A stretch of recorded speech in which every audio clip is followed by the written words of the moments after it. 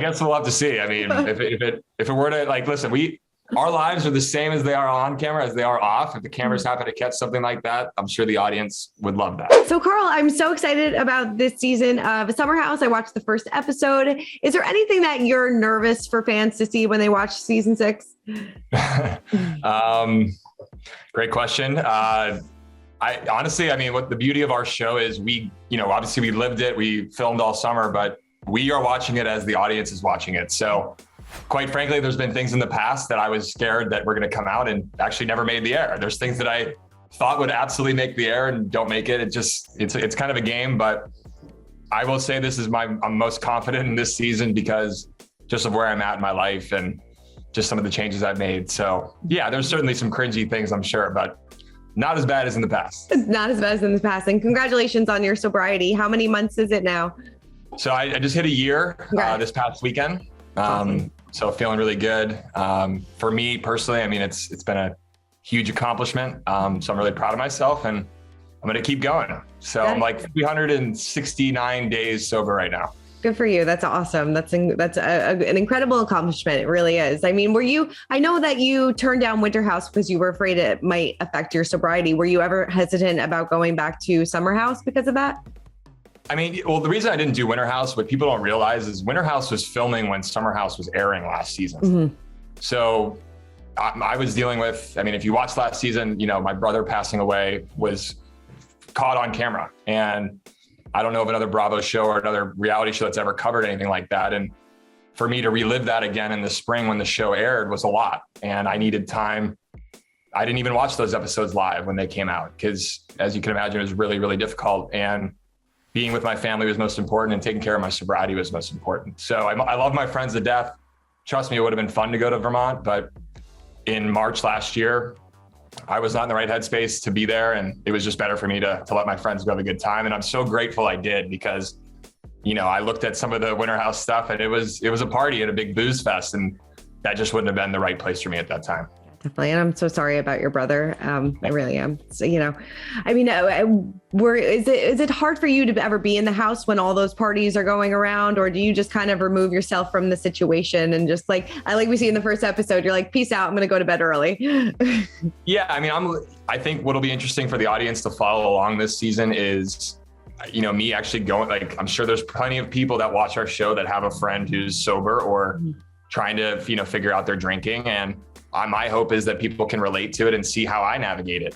Trust me, it was awkward at times, but I'm a pretty social person and I know my friends really well. So I think it took me a little bit to come out of my shell, which I think you'll see this season. But the fun part about when everybody's drunk and you're sober, you can still be goofy and weird and no one's going to remember anything. So, every day and every party, I'm learning new things to help me, I don't want to say get through it, but enjoy it. Obviously there's a certain point in the hour where go to bed, it's time to go home. And I'm a big believer in nothing good goes on after 10. So try to avoid some of those things. And I think that's the beauty of my sobriety is I'm making better decisions. I'm a lot more clear-headed and I know when to leave the party. Definitely. And it's nice not waking up with a hangover. Seasons 1 through 4, the hangovers were insane. That's how Loverboy was kind of born. Truthfully, it was because of the hangovers. Right. Is it hard to work, for an alcohol company while staying sober? I get that question a ton. Mm-hmm. I would honestly, this is the God honest truth. I wouldn't be able to work at Loverboy if I was drinking. Mm-hmm. It allows me to be focused. I'm representing our brand. It's a business. It's not just Carl partying, and I was mixing both worlds. And for me, we're running a really successful business and I need to be on point. And if I was drinking at every event or every, meeting that I had, it wouldn't be a good representation of the brand and would be really unhealthy for me. Yeah. So I've met a ton of industry people who are sober, which has been great. I've met bartenders who are sober. I've met very powerful executives in the alcohol industry who don't drink. And it makes sense. You're inundated and surrounded by those things. And for me to have some control and it gives me protection to not drink in those events. I'm a lot nicer to be around at a Loverboy party. Yeah. So that I am not. Totally. What have you learned about yourself over this past year? And, what was that moment that you realized, okay, I need to kind of rein it in and, get sober, obviously, dealing with the death of your brother and things like that. But what was kind of that moment where you're like, all right, I need to stop? I mean, it was the culmination of, I mean, obviously rewatching some of our seasons past. I mean, I still get messages on Instagram. I got a message last night. Someone watched an episode in season 2 and called me a fucking asshole. Like I get that stuff all the time. And yeah, I understand it's a TV show and we put ourselves out there, but I've had some uncomfortable moments in the past on our program. And I don't think a lot of people, I think, have footage of their life to make corrections. I mean, I apply it to like what sports players do. I mean, you play a big game, you watch the film after and you go, okay, I'm not going to do that again. I'm not going to do that again. And mine might've been a little slower to change, but when you live through things and then you go through it again and you have people's opinions about your behavior and how you treat people, I felt that. And I didn't want to be that person. And my mom was like, that's not Carl. And I watched myself and I'm, either really drunk or just not making sense. So yeah, I had a lot of footage to reflect on. And I'd say since season 4 was, when a lot of close friends of mine who, love me and care about me were like, I think you got a problem. You need to really take a look at this. But that was back in 2019 when I was like in my head, I'm like, all right, I need to make some changes. And it's 2022. So like everybody comes to their own journey in a different way. My brother's passing put a lot in perspective. After that, that fall after we filmed that summer, I got back into my old ways and had a really low moment a little more than a year ago. And they call it kind of your awakening in some sense. And I realized that alcohol does not serve me the way it used to, or the way I thought it did. And there's a lot more to my life than just getting drunk all the time. So I've enjoyed, I guess, accepting this new role of a new challenge in my life, that I'm going to live a sober life and be happy with that. I mean, certainly I have my days, but yeah, I think just there was a culmination of a couple of different things. But last year around early January, I had what I would call my rock bottom. I didn't crash a car. I didn't punch anybody in the face. I didn't, people talk about that a lot is, I don't have any, like that one moment. It was me here in my apartment, just having, a really, really rock bottom moment and wanting to make changes from that point on. And I have, so I'm happy about the journey, but it's definitely been a long road. Definitely. And 365 plus days later, here you are looking great and feeling good. So that's awesome. Who is in the house has been the most, supportive of you? Obviously you and Lindsay have a great friendship and, has she been kind of like your rock in the house? Yeah. I mean, Lindsay for sure. I think Kyle as well, you may not see that sometimes on the show, but I mean, Lindsay's one of my best friends, we hang out all the time. And then, I think with Kyle, obviously we're best friends, but we have a business together.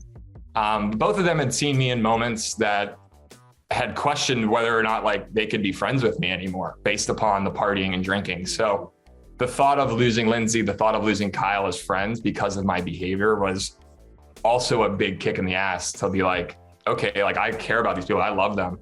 And they're like, I don't want to be around you anymore, kind of feeling. So that was really powerful, but trust me, it's a lot of work on me. I've got to do the work every single day, and my best friends may not know the work I put in every single day, but it's a daily effort for me. I have to break it down into one day, and that's the only way to do it. Definitely. There's been a ton of speculation online about your relationship status with Lindsay. I knew this was coming. I know. I mean, can you tell me what is your relationship status with Lindsay? Well, I'm happy to report we are dating. Nice. And things are really good. We're very happy. She is, she's someone that's been an incredible support and part of my life. We're very, very close, best friends. The bond we have over these summers and over our life, the last 6-7 years is unmatched. But I will say, in the last year where I've made some changes and my life's just taken on a new direction, I think those changes are certainly attractive to other people. And Lindsay's and I's relationship has grown immensely in the last year because of my sobriety and where I'm at. So yeah, I mean, listen, things have gotten more romantic. I'm very happy. You may see some of this play out towards the end of our season on Summer House, but where we are right now, we're just happy and going to keep going with that. Yeah. So it happened like towards the end of last summer is when kind of things changed from friendship. Yeah. I mean, I think you'll probably see around Kyle's wedding, there was, there've just been more feelings, and like we hang out all the time. the thought, I can't tell you how many friends of ours have said, oh, what about, like deep down, always wondering me and Lindsay. And I ran from that for some reason. I was scared because dating your best friend is really freaking scary. But even in our short, time of dating so far, it's not that short, but since Kyle's wedding, early October, we were hanging out more, and just things kind of continued to kind of get to just feeling like, okay, this is something I want to go for, but I also wanted some time for us to explore that early on relationship. I wasn't on Winter House for a reason. And this fall, people are asking all sorts of questions, but I still needed more time. I think me and Lindsay's relationship needed some time to get on. Just, I don't know. It's how often do like a younger couple get time without people annoying the shit out of them about where they're at? Totally. Yeah. Especially us. So, I took this as a chance to let our relationship grow, and when we were ready, we would share it. And plus, my sobriety was a big focus for me this fall. Pursuing relationships, although you'll see on the show, I thought I might be ready for one. I struggle with that at times, and you'll see that this season. Just, sobriety is a big focus, and they do talk about don't date in that first year. But if you break it down, I had been working on sobriety prior to this year of sobriety and done different things and really made it a focus. So, on day 366, am I ready to date all of a sudden? It's kind of nuts, some of the rules, but I've been trying to follow what other people that have had success in the program and have gotten their life together. They've all been, dude, don't date for that first year. Right. And I understand, because I did try and date, and there's moments where it's just awkward, when you don't have that crutch of alcohol to talk to a girl or go on that first date. But now it's like, I'm getting to know people for who they are, and I'm making better choices. I may meet someone for coffee, and in the past I'd meet them for a beer, and it might lead to more just because I'm under the influence. Where coffee, it's like, we have a good convo, you're nice, and then, okay, maybe it's not going to work out, and that's fine. Right. And it's also, you were dating somebody that you've known for so long too. It's not like you were dating a stranger, starting a new relationship with a stranger. You're dating, your best friend. Yeah, it was, I wouldn't want to say it was easy, but we were walking in the same steps. We talk the same language. We get each other. I'm actually only a little more than a year and a half older than her. So there's a maturity level that I appreciate, and there's who she is as a person. I mean, we make each other laugh like crazy. I've never felt more myself around someone than her. And for me, that's powerful. I've had my own insecurities about, who I am as a person, and, where I'm going with my life, and, some anxiety and fear about all this stuff. But she just makes things like, she's a big supporter of it, but she makes me feel like I'm like capable, and, I've got a lot going for me, and she's just a huge support. But we both support each other. We're like the best team ever. That's great. So another summer house wedding in the future, maybe? I guess we'll have to see. I mean, if it were to, like, listen, our lives are the same as they are on camera, as they are off. If the cameras happen to catch something like that, I'm sure the audience would love that. But definitely, we'll see.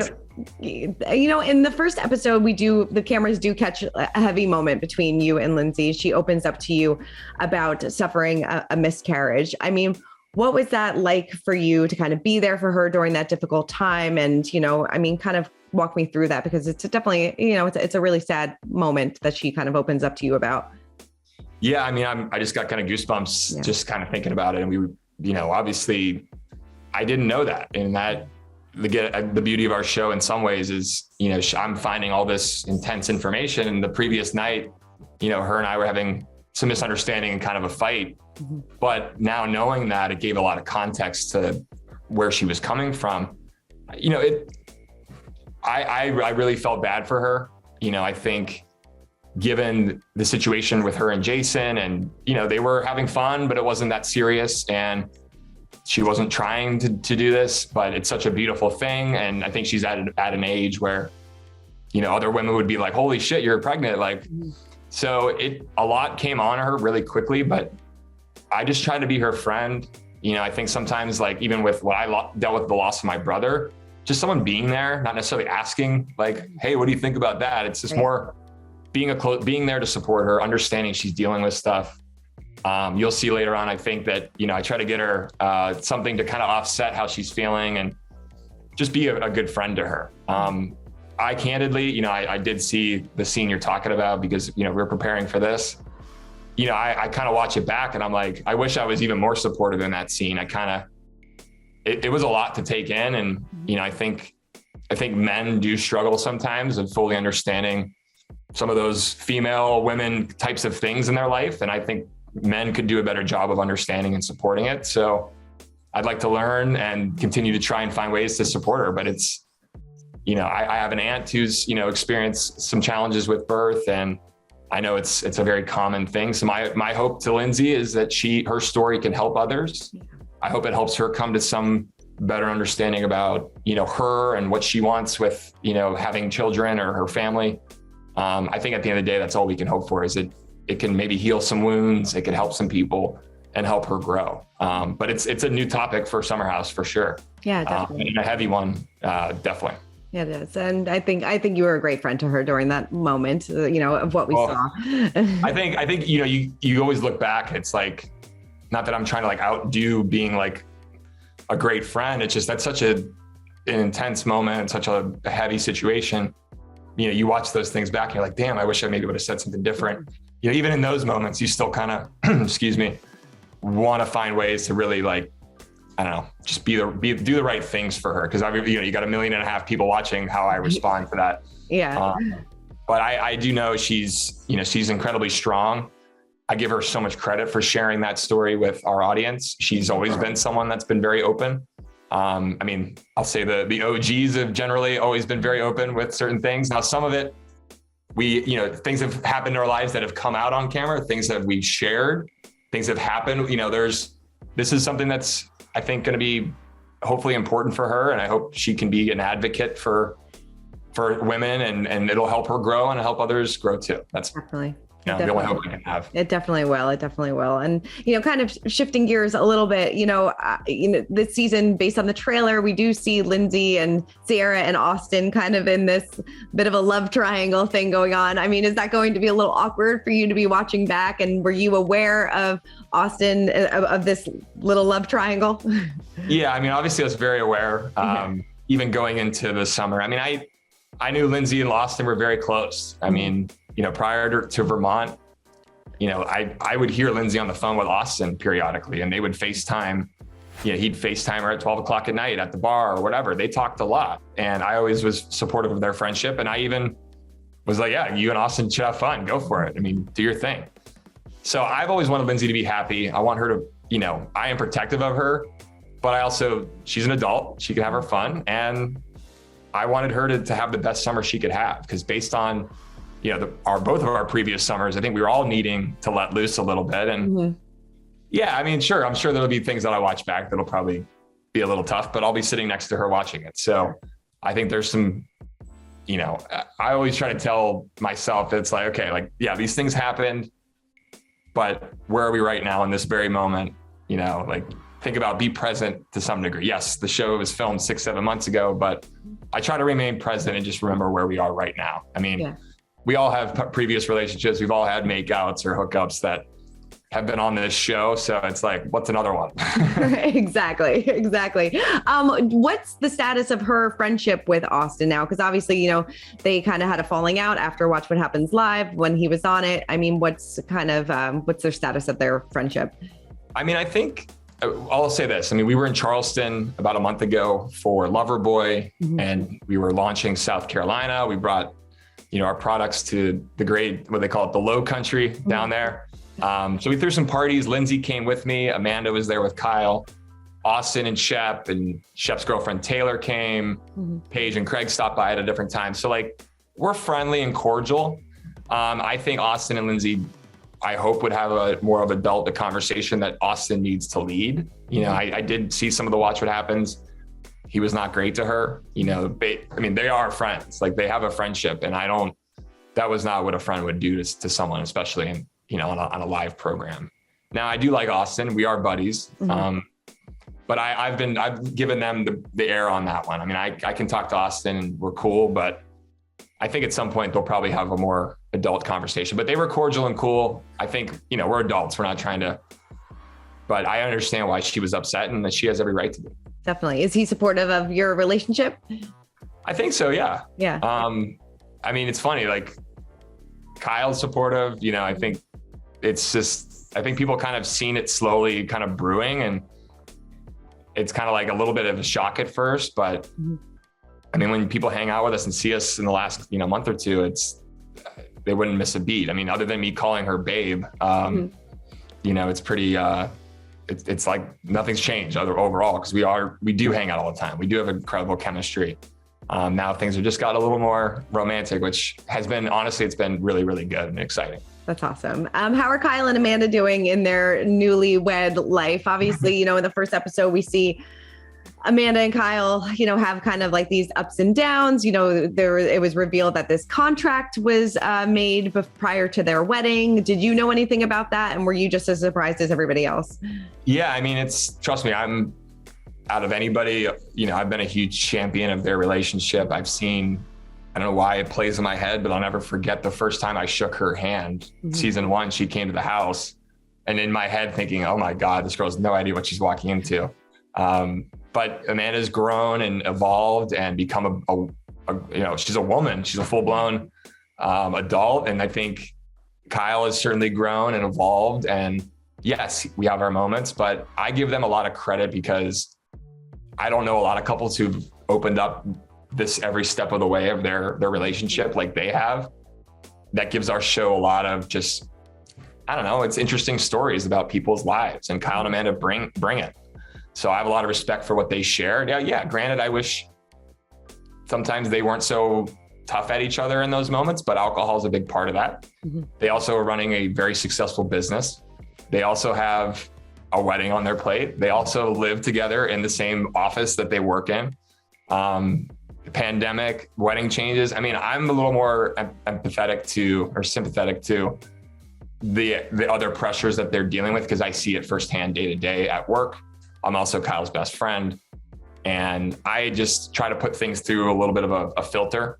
But watching it back, yeah, it's uncomfortable. But I know what happens and how the story goes. So deep down, I'm kind of like, yeah, I mean, no one really wants to see how the sausage gets made, but I know they were doing a little vacation right now in St. John, so they're happy, and Amanda's posting bikini pictures on the beach that I'm sure Kyle took. So right. if that's any indication of how they're doing, things are good.